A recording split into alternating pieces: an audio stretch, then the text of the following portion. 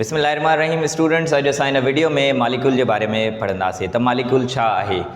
Molecule जी definition लिखियल आहे a group of two or more like or unlike atoms which can remain independently in nature.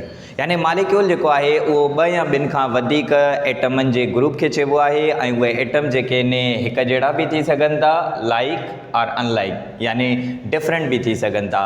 यानी जॾहिं ॿ हिक जहिड़ा एटम्स पाण में कंबाइन थींदा आहिनि तॾहिं बि मालिक्यूल ठहंदो आहे, या वरी जॾहिं ॿ डिफरेंट एटम्स पाण में कंबाइन थींदा आहिनि त तॾहिं बि मालिक्यूल ठहंदो आहे। असां हिते एग्ज़ाम्पल लिखियो आहे, ॾिसो ॿ एटम्स जेके आहिनि कंबाइन थियनि था त हिकिड़ो मालिक्यूल थो ठहे। यानी ॿ एटम्स कंबाइन थींदा तॾहिं बि मालिक्यूल ठहंदो, या ॿिनि खां वधीक एटम्स कंबाइन थींदा तॾहिं बि जेको आहे मालिक्यूल ठहंदो। एग्ज़ाम्पल असां हिते खयां आहिनि, ॿ हाइड्रोजन जा एटम्स आहिनि जेके कंबाइन थी करे हिकिड़ो हाइड्रोजन जो मालिक्यूल ठाहिनि था। हे ॿ हाइड्रोजन जा जेके सिंगल असां लिखिया आहिनि, इहे सिंगल जेके हाइड्रोजन आहे इनखे असां हाइड्रोजन जो एटम चवंदासीं। त हे ॿई एटम्स आहिनि हाइड्रोजन जा, ऐं ॿई हाइड्रोजन जा एटम्स कंबाइन थी करे हाइड्रोजन जो मालिक्यूल ठाहिनि था। ठीकु आहे, यानी अगरि ख़ाली H लिखियल हुजे त इहो हाइड्रोजन जो एटम चयो वेंदो, ऐं H2 लिखियल हुजे त इनखे असां हाइड्रोजन जो मालिक्यूल चवंदासीं। ठीकु आहे, उन खां पोइ ॿियो एग्ज़ाम्पल आहे हाइड्रोजन ऐं क्लोरीन। हाइड्रोजन जो हे हिकिड़ो एटम आहे जेको क्लोरीन जे हिन एटम सां कंबाइन थिए थो, ऐं इहे ॿई पाण में मिली करे हाइड्रोजन क्लोराइड जो हिकिड़ो मालिक्यूल ठाहिनि था। यानी HCl जेको आहे इहो मालिक्यूल आहे जेको ॿिनि एटम्स मां ठहियो आहे, ऐं इहे ॿई एटम्स जेके आहिनि डिफरेंट आहिनि।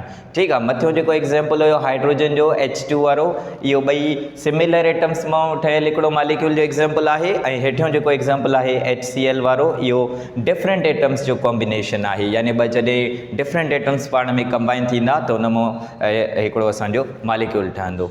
ठीकु आहे, उन खां पोइ असां ईंदासीं टाइप्स ऑफ मालिक्यूल ते। त मालिक्यूल जा कहिड़ा कहिड़ा टाइप्स आहिनि।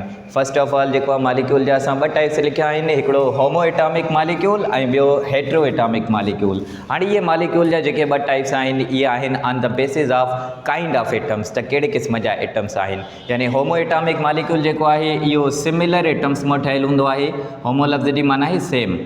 होमो एटॉमिक उहो मालिक्यूल आहे जेको सिमिलर एटम्स मां ठहंदो आहे। यानी जॾहिं ॿ हिक जहिड़ा एटम्स पाण में कंबाइन थींदा आहिनि, फॉर एग्ज़ाम्पल ॿ हाइड्रोजन जा एटम्स पाण में कंबाइन थियनि था त हाइड्रोजन जो मालिक्यूल ठहे थो, या वरी ॿ ऑक्सीजन जा एटम्स पाण में कंबाइन थियनि था त ऑक्सीजन जो मालिक्यूल ठहे थो, या ॿ नाइट्रोजन जा एटम्स पाण में कंबाइन थियनि था त नाइट्रोजन जो मालिक्यूल ठहे थो। त हे सभु जेके एग्ज़ाम्पल्स आहिनि इहे होमो एटॉमिक मालिक्यूल जा एग्ज़ाम्पल्स आहिनि, छो जो इहे सिमिलर एटम्स जा ठहियलु आहिनि। ऐं उन खां पोइ वरी सेकेंड जेको टाइप आहे मालिक्यूल जो आहे हेट्रो एटॉमिक मालिक्यूल। हेट्रो लफ़्ज़ जी माना आहे डिफरेंट। हेट्रो एटॉमिक मालिक्यूल असां उन मालिक्यूल खे चवंदा आहियूं जेको डिसिमिलर एटम्स जो ठहियलु हुजे।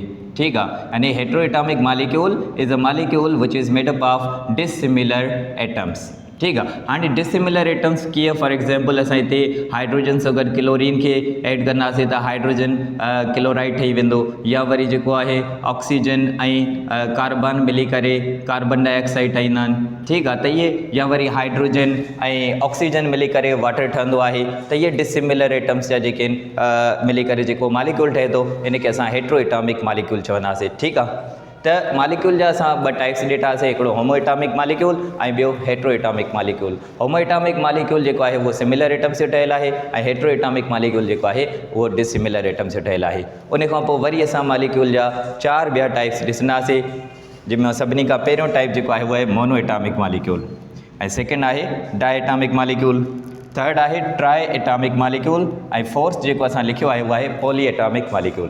हाणे मोनो एटॉमिक मालिक्यूल असां उन मालिक्यूल खे चवंदासीं जेको हिकु एटम जो ठहियलु आहे। यानी मोनो एटॉमिक मालिक्यूल जा एग्ज़ाम्पल्स जॾहिं खणंदासीं त उहे आहिनि नोबल गैसेस। हाणे नोबल गैसेस कहिड़ियूं आहिनि? Helium, neon, argon, krypton, xenon and radon.